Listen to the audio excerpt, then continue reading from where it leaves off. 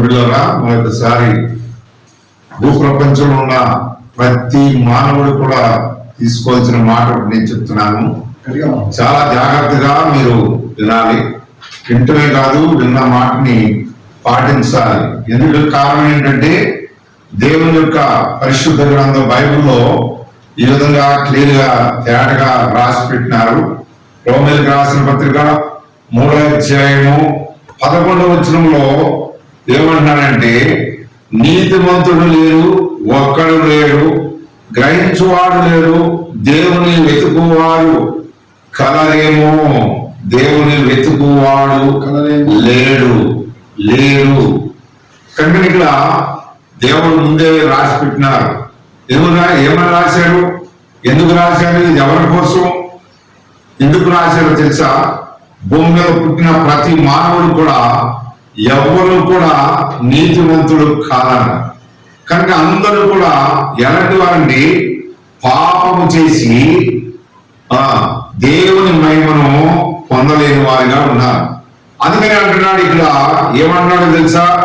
నీతిమంతుడు లేడు, ఒక్కడు కూడా లేడు, అందరూ కూడా ఏకముగా త్రోవ తప్పిపోయి ఉన్నారు.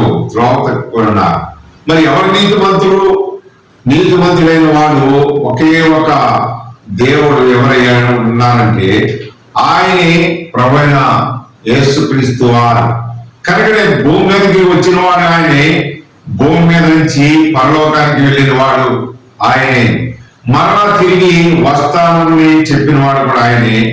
వస్తమే కాదు, నిన్ను నన్ను మనందరినీ తీసుకెళ్ళడానికి ఆయన వస్తున్నాడు. అయితే నువ్వు ఈ మధ్యలో ఈ లోకంలో పుట్టి పెరిగి అనేక మందులుగా మార్చబడిన నిన్ను అంటున్నాడు, నా దగ్గరికి రండి అంటున్నాడు. కనుక నేను ఎందుకు రమ్మన్నానంటే నిన్ను నీతిమంతులుగా చేయటానికి. ఎందుకు రమ్మన్నాడంటే నిన్ను ఆయన బిడ్డగా చేసుకోవడానికి. కనుక ఆయన రాజ్యంలో ఏమంటారంటే నీతిమంతులు ఖర్జూర వృక్షం వలె మొవ్వవేయుదురు అని బైబిల్లో క్లియర్ గా రాశాడు.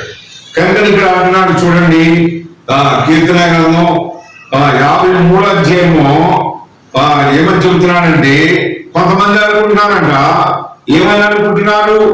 దేవుడు లేడని బుద్ధిహీనులు తమ హృదయములో అనుకుందురు, వారు చెడిపోయిన వారు, అసహ్యకారులు చేదురు, మేలు చేయవాడు ఒక్కడు లేడు, మేలు చేసేవాడు అప్పుడే లేడు. అందరూ కూడా ఎలాంటి వారండి? త్రోవ తప్పి ఏకముగా పనికి మాలిన వారు. పనికి రాని నన్ను, పనికి మాలిన వాడైన నన్ను పనికొచ్చేటట్టుగా దేవుడు చేసుకున్నాడు. అందుకని మీకు చెప్తున్నాను, ఇక్కడ అంటున్నాడు, ఏమని అంటున్నాడంటే కిందకు వస్తే, వివేకము కలిగి దేవుని వెతుకువారు కలరేమో అని దేవుడు ఆకాశం నుండి చూచి నరులను పరిశీలిస్తున్నాడు. ప్రియారా, నిన్ను పరీక్షిస్తున్నాడు, నిన్ను పరిశీలిస్తున్నాడు. నీ కొరకు ఆయన ఎంతో దీర్ఘశాంతంగా ఆలోచిస్తున్నాడు. నిన్ను ఎలా నీతిమంతులుగా చేయాలని. నువ్వు ఎంత పాపమో తెలుసా? నువ్వెంత వ్యతిరేకత చేస్తున్నావో తెలుసా? దేవుడు అంటే లెక్క లేకుండా తిరుగుతూ ఉంటున్నావు. దేవుడు అంటే ఏమాత్రం కూడా గౌరవ మర్యాద లేకుండా చేస్తుంటున్నావు. కనుక ఇక్కడ అంటున్నాడు, ఏమంటున్నాడు? దేవుడు లేడు, దేవుడు చూడలేదు, దేవుడు చూస్తే రమ్మనుడు అని అంటున్నారు కొంతమంది. దేవుడు చూడలేదంట.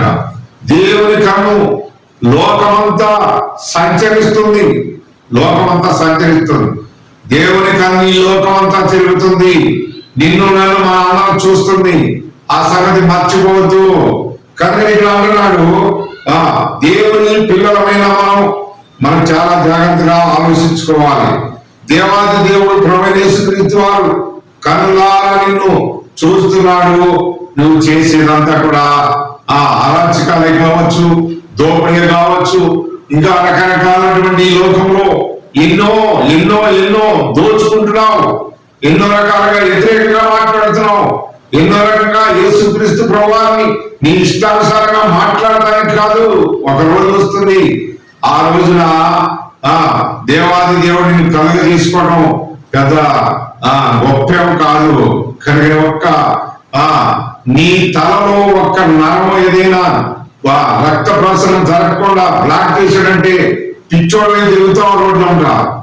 నీ కుటుంబం కూడా ఏమైందో జాగ్రత్తగా ఆలోచించుకో. నువ్వేమైపోతావు ఆలోచించుకో. జాగ్రత్త. పైన ఆయన చూస్తున్నాడు. ఎందుకంటే బైబిల్లో ఈ విధంగా ఆది కాలంలో ఆగరంటుంది, అయ్యా చూచుచున్న దేవుడు, నువ్వు చూచే దేవుడు ఉన్నాడు, పైన ఉన్నాడు. అట్లా అక్కడ ఆకాశం నుండి చూస్తున్నాడు. ఆకాశం ఆయన సింహాసనం, భూమి ఆయన పాదపీఠం. ఏమనుకుంటున్నావు?